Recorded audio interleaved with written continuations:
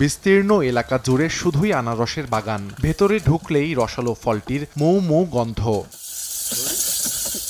আনারসের রাজধানী হিসেবে খ্যাত টাঙ্গাইলের মধুপুর গড়াঞ্চল। বাংলাদেশে সর্বপ্রথম ফলটি চাষের গোড়াপত্তন হয় ১৯৪২ সালে। ইতিহাস থেকে জানা যায়, মেঘালয় থেকে ৭৫০টি চারা এনে মধুপুরের ইলিতপুর গ্রামে চাষ শুরু করেন গারো সম্প্রদায়ের এক কৃষক। পরে তার মাধ্যমে দেশের বিভিন্ন অঞ্চলে ছড়িয়ে পড়ে আনারস আবাদ।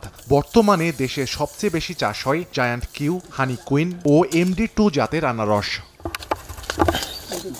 সম্প্রতি শিল্প মন্ত্রণালয়ের পেটেন্ট, শিল্প নকশা ও ট্রেডমার্কস অধিদপ্তরের স্বাক্ষরিত প্রজ্ঞাপন জারি হয়। এতে ৩১ নম্বর শ্রেণীতে এ কৃষি পণ্যটি GI 52 হিসেবে তালিকাভুক্ত হয়। এতে খুশির জোয়ার বইছে আনারস চাষি ও জেলার সর্বস্তরের মানুষের মাঝে।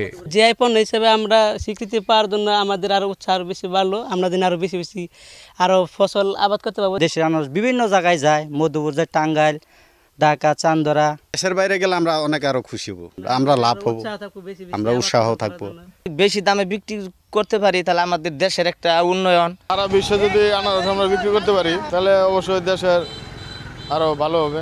উপজেলা কৃষি কর্মকর্তা বলছেন, মধুপুরের আনারস রপ্তানি করে বৈদেশিক মুদ্রা অর্জনে প্রয়োজনীয় ব্যবস্থা নেওয়া হবে। এটি বিশ্বব্যাপী একটি ব্র্যান্ডিং ভ্যালু হলো যে মধুপুরের আনারস। তো সেক্ষেত্রে আমাদের সামনে রপ্তানির অনেক সুযোগ প্রসারিত হবে। রপ্তানি করার জন্য কিছু নির্দেশনা আছে। অবশ্যই তাকে নিরাপদ আনারস চাষ করতে হবে।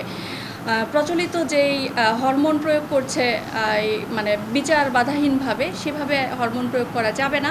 চলতি বছর জেলায় ৭৬০০ হেক্টর জমিতে আনারসের চাষ হয়েছে। সময় সংবাদ, টাঙ্গাইল।